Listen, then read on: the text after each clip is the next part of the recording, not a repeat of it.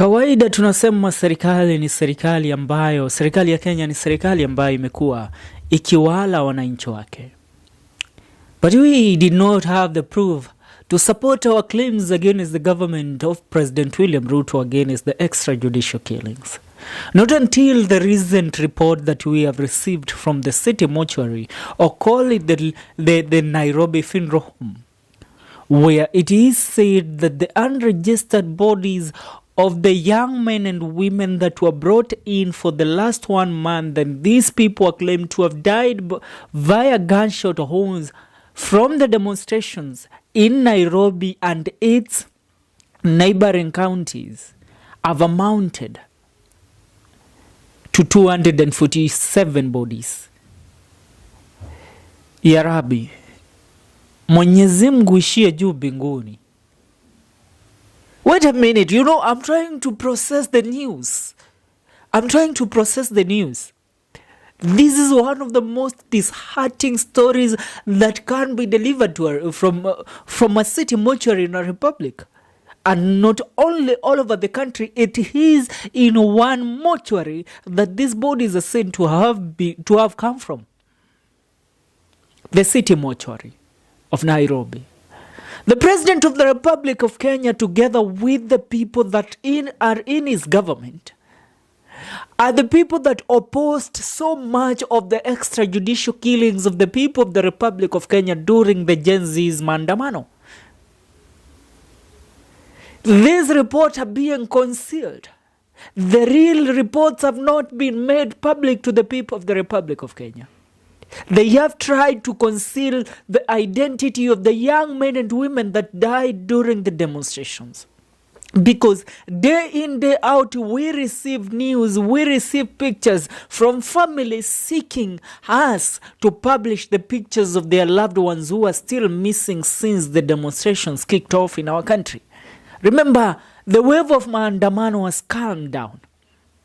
But now it's high time that we call upon the Republic of Kenya and mostly the police forces.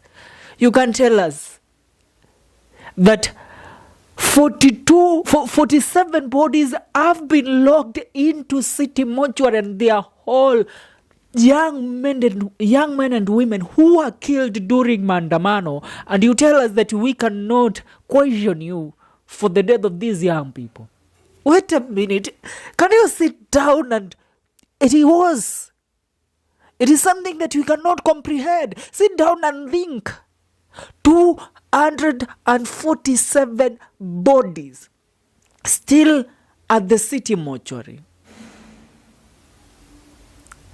Now, only a number of the bodies have been claimed. 60 and above bodies are still remaining as unidentified at the city mortuary because their families have not finally even known whether their kids or their loved ones really died during Maandamano.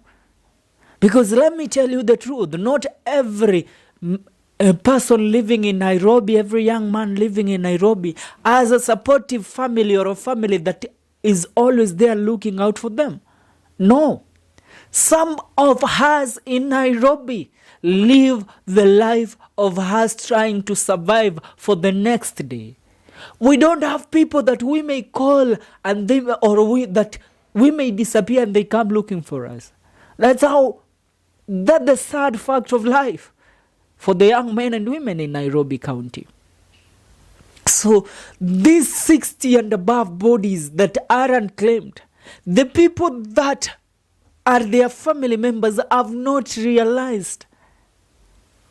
Because even before they would stay for a year or two without communicating, or 6 months or 7. So the President of the Republic of Kenya, how does it feel? 247 young men and women, even kids, were killed under your watch in the demonstration by the police. Can you give me a number of the police officers that were killed by demonstrators? None. Because the demonstrators only demonstrated with their voice. They never used any weapons. But the police, because they have the mandate to take people's lives, they have the orders from above to discharge their inhumanity unto the people of the Republic of Kenya. They went ahead and did so. Now, when we question, you know what?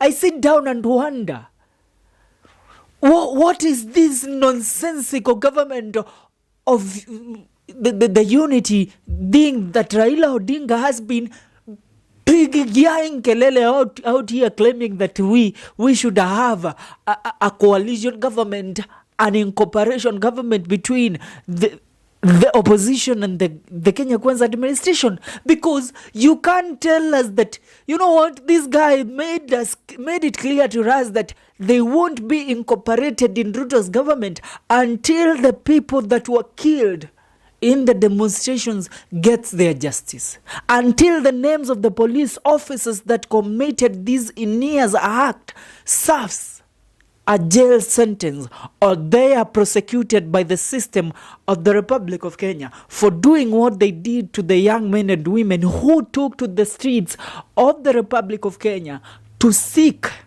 their democratic right under Article 37 of the Constitution of Kenya. You are seated down there because you have your baby, your son, your daughter back at home. You are happy they weren't harmed. You are happy they are alive. Tell me, of the 247 families that lost their loved ones, and those are only a few that we know from City Mortuary. We don't know the people that were locked in Chiromo. We don't know in KU how many, because the Githurai saga that went on and happened that night until today, it has never been cracked. It has never been known how many people were killed in Githurai on the night of the 25th of June 2024. You came out. Now you retreated back to your homes, to your comfy duvets. But do you know what? Kids, brothers and sisters to people, their bodies are in fridges at City Mortuary. That breaks my heart. That breaks my heart as the President of the Republic of Kenya can go out in public and smile to us and laugh with the people of the Republic of Kenya, and you see Kenyans up high with their spirits cheering this man. I wonder what our media... I applaud the Nation Media Group, because the Daily Nation is the one that has published this report. It is claimed only 202 bodies were claimed. Those are the bodies that their loved ones came and found them. This brings up the question of how many people that were killed during demonstrations. Don't forget, the President of the Republic of Kenya and the forces and the police told us only 66 people died because of the demonstrations of the Gen Z. Yet the truth is that over 400 or 500 people died. Over 500 people were killed by the police officers during the demonstrations. Those are statistic reports. Now, another story that comes from these is the analyzation of the Kware body saga and the Kware story that came up with the Jumaisi Kalausi or somebody, the guy that is said to have committed the murders in Kware. Report headed that only 11 bodies were found. But right now, according to the City Mortuary report, 19 bodies were recovered at Kware. The guy confessed and the story died. The story died after the Raila Ruto coalition cabinet appointment. They overshadowed the story of Kware.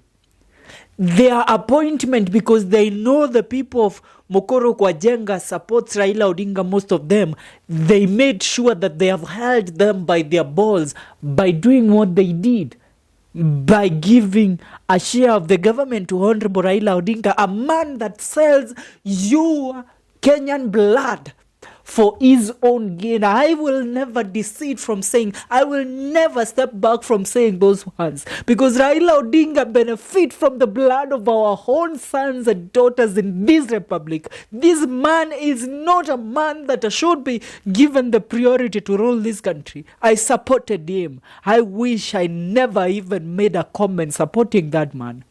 Come on, tell me, how do you sit down there and go ahead to embrace William Ruto right now, knowing that the number of young men and women that have been killed so that the Republic of Kenya can attain its goal of economic stability, which Ruto was supposed to deliver to us under his manifesto of the Kenya Kwanza and the bottom-up economic model? He never did so. Raila Odinga is out there right now singing praises to William Ruto. And he told us that he won't do that until the people that were responsible for the death of these young men and women are held accountable.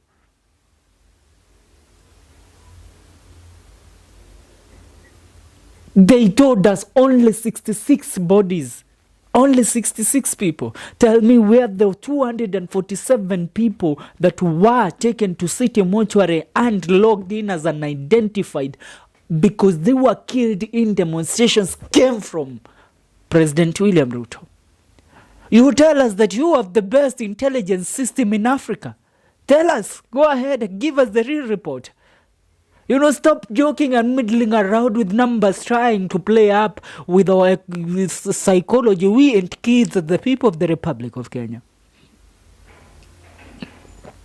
I'm trying to understand this whole situation. The Kware saga is dead.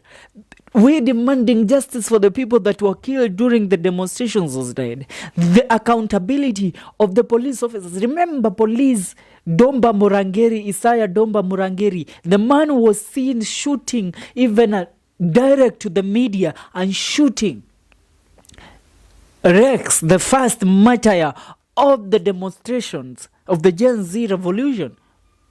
But the man is a free agent still operating at Mudhorwa police station in Nairobi.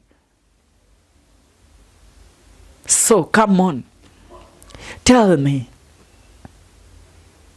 are you going to sit around again and vote in President William Ruto as your president come the year 2027?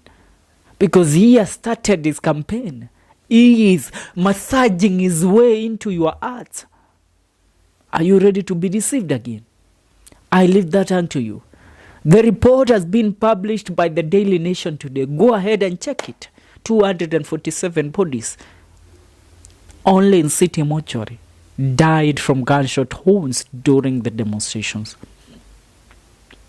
It breaks my heart. This is a country that our forefathers fought for. This is a country that most of our forefathers and our grandparents gave their life for, to see a better Kenya. A Kenya that their sons and daughters' voices might well be heard.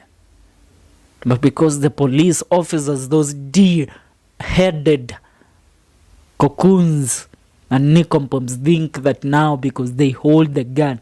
And I always ask, why give up somebody that was not able to make a constructive sentence and a constructive ideology of their life while they were in high school or in school? Give them the chance to be manning the life of the people of the Republic of Kenya. Sometimes I dare say that the military and the police service should recruit people who are more well-off mentally than those people that they give this opportunity. Because those people come into the office to take pride on how they shall kill, on Out they go for missions of killing. It breaks my heart. May God rescue this country from the hands of President William Ruto. God bless you. And